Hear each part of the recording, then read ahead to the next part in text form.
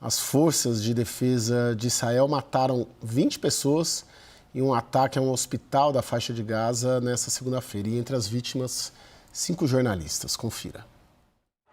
Foram 2 disparos. O primeiro contra uma câmera posicionada no alto do hospital Al-Nasser, em Khan Yunis. O segundo aos socorristas e jornalistas que estavam na varanda atingida pelo projétil. A técnica, conhecida como double tapping, tem como objetivo acertar o maior número possível de pessoas deslocadas para a área atingida. O direito internacional considera a morte deliberada de civis como crime de guerra.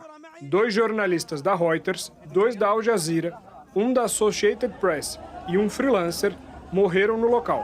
As forças de defesa de Israel assumiram a responsabilidade pelo ataque, afirmando que a ofensiva buscava destruir equipamentos usados para vigiar tropas. O primeiro-ministro Benjamin Netanyahu afirmou nesta segunda-feira que Israel se arrepende do incidente e que valoriza o trabalho de equipes médicas e de jornalistas. Já o secretário-geral da ONU, Antônio Guterres, pediu uma investigação imediata do caso. O ataque ao hospital é parte da intensificação da operação israelense na faixa de Gaza. Nas últimas semanas, Netanyahu adotou uma postura dupla no enclave. Afirmou estar aberto para uma negociação com Hamas e, ao mesmo tempo, cercou a capital, em um plano de ocupação que envolveu a convocação de 60 mil reservistas. Nas tratativas, o premier, entretanto, passou a defender um acordo amplo, que garanta o fim da guerra, e não apenas uma pausa temporária no conflito, em troca da libertação de parte dos reféns em cativeiro na faixa de Gaza. O Gabinete de Segurança de Israel aprovou um documento em que aponta 5 premissas necessárias para o fim da guerra: o desarmamento do Hamas, a ocupação israelense de zonas de segurança dentro do enclave, a soltura de todos os reféns, a desmilitarização da faixa de Gaza e a criação de um governo civil, desde que não seja comandado pelo Hamas e nem pela Autoridade Palestina, que administra partes da Cisjordânia. Professora, queria começar pelo final. Esses 5 pontos aprovados ali pelo Gabinete de Segurança do Netanyahu não torna quase impossível um aceite do Hamas pelo fim da guerra? Com certeza, né? Toda vez que a gente vê Israel apresentando qualquer possibilidade de paz, de fim de guerra, quando nós vamos ler o que se pede, o que eles desejam, com certeza o Hamas, né, vai contra tudo que o Hamas está lutando, né, desde 7 de outubro, né, principalmente quando começa, né, quer dizer, não justificaria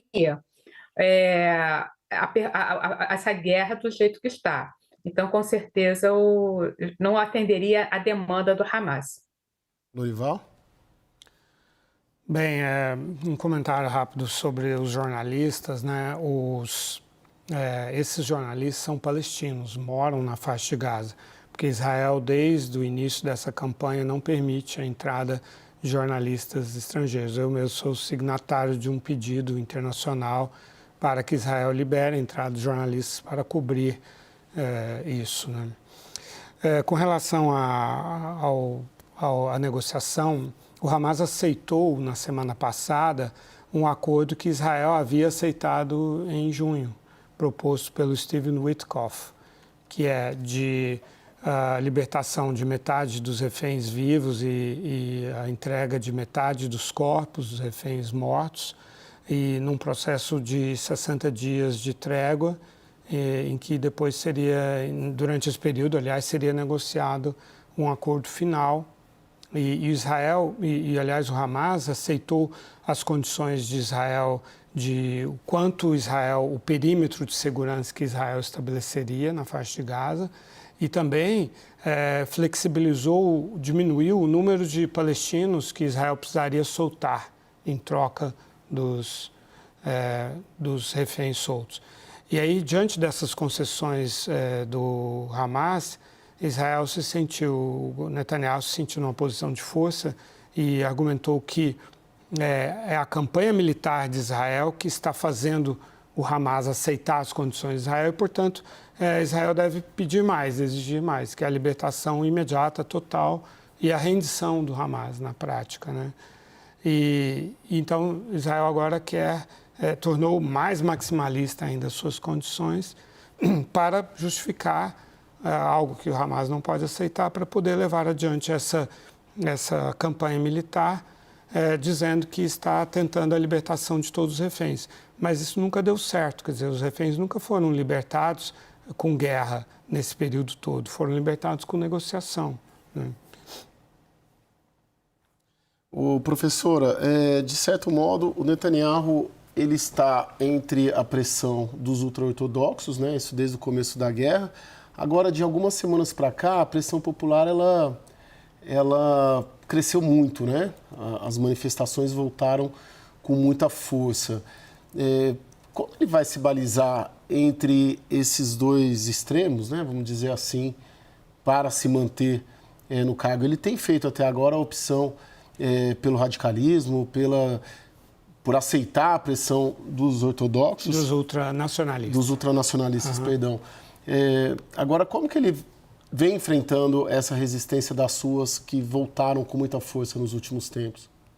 O que nós temos, né, quer dizer, em 2023, já em janeiro, já havia uma pressão popular por conta de algumas alterações, né, no próprio judiciário que o Netanyahu estava propondo.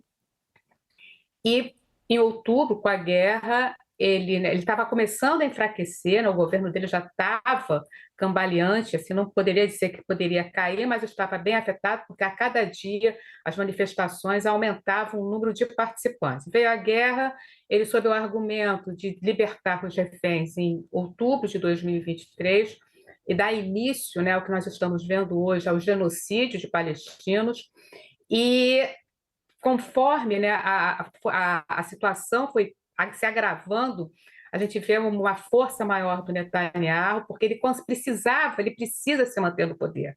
Ele precisa de uma guerra. A única forma que Netanyahu tem de continuar governando é a guerra. No momento que ele sair, ele será preso. Isso não por conta da guerra, mas por conta do que já estava acontecendo, pela corrupção que ele estava sendo, pelas denúncias de corrupção que ele estava sendo acusado e, em algumas situações, já comprovadas e quase condenado.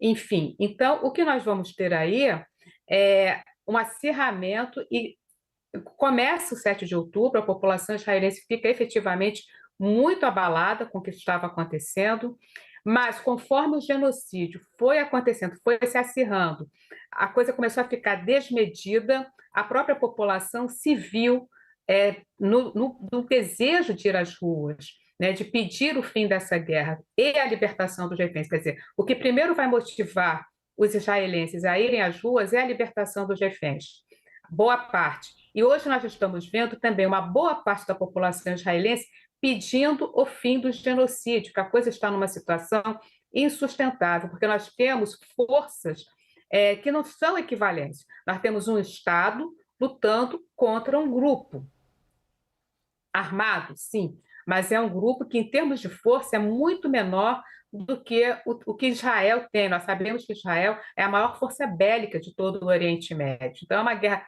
desproporcional, uma guerra que está afetando civis, já são 247 jornalistas mortos, de acordo com o Comitê de Direitos Humanos da ONU. Não se permite a entrada de outros jornalistas. Agora, recentemente, Israel disse que poderiam entrar jornalistas estrangeiros, mas sob a supervisão de israelenses. Então, tudo isso que nós estamos vendo é para a perpetuação do Netanyahu, e agora tem esse elemento da população nas ruas, cada vez mais. Então, nós estamos vendo um retorno à pressão que acontecia no início de 2023. Lorival, e o fator Trump ali nesse caso? Porque aparentemente o Trump está olhando mais para a Ucrânia do que o Oriente Médio, ou deixou ali também, lavou as mãos e o Netanyahu tendo carta branca para atuar como queira? Ele impulsionou essas posições do Netanyahu, né, com aquela proposta de expulsão dos palestinos da faixa de Gaza para transformar numa Riviera. Ele até surpreendeu o Netanyahu naquele momento, naquela coletiva lá na Casa Branca. E depois o Netanyahu, então, se viu praticamente arrastado para essa nova posição, né? Porque os elementos mais radicais do governo dele, que são o ministro das Finanças, Bezalel Smotrich, e o ministro da Segurança Nacional, Itamar Ben-Gvir, passaram então a exigir essa postura, né, que é a de expulsar os palestinos reocupar a faixa de Gaza que eles tinham devolvido, entregado para a autoridade palestina em 2005. É claro que o Hamas acabou facilitando muito essas posições mais radicais de Israel com aquele ataque absolutamente injustificado do dia 7 de outubro, né? E com outras ações do Hamas, outras provocações que o Hamas tem feito desde 2007, quando tomou o poder na faixa de Gaza. É preciso lembrar também que o Hamas venceu a eleição em 2006 e a comunidade internacional não aceitou que ele assumisse, aí ele assumiu o poder pela força na faixa de Gaza, né?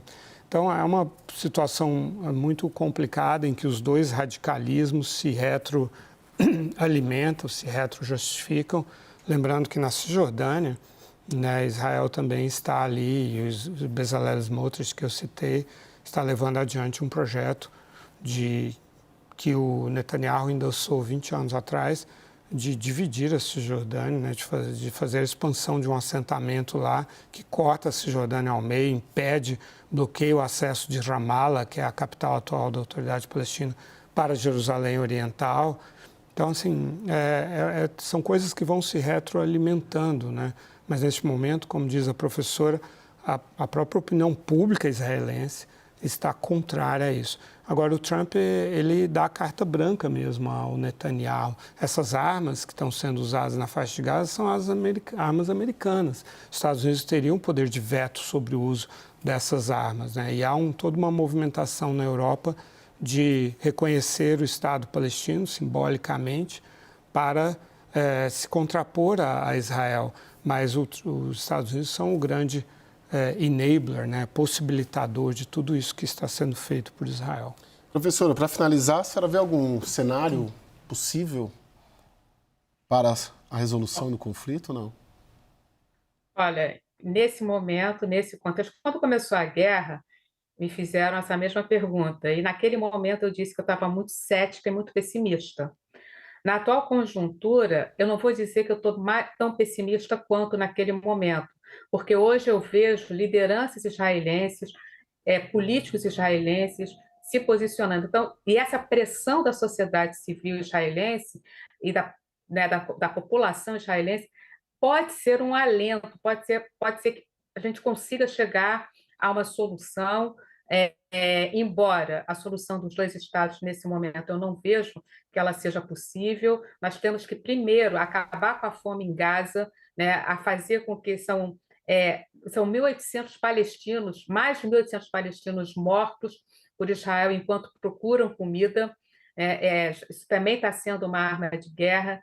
Então, enquanto tiver nessa situação, é muito pouco provável uma solução. Mas o que a gente pode ver é, pelo menos, o fim eu não vejo a curto prazo o fim do conflito, mas eu conto né, nesse momento eu estou vendo que a população israelense e alguns políticos já se posicionando claramente pelo fim. Pode ser que dessa forma o Netanyahu pode ser que ele consiga sobreviver mais um pouco, se ele conseguir libertar os reféns e acabar com o conflito.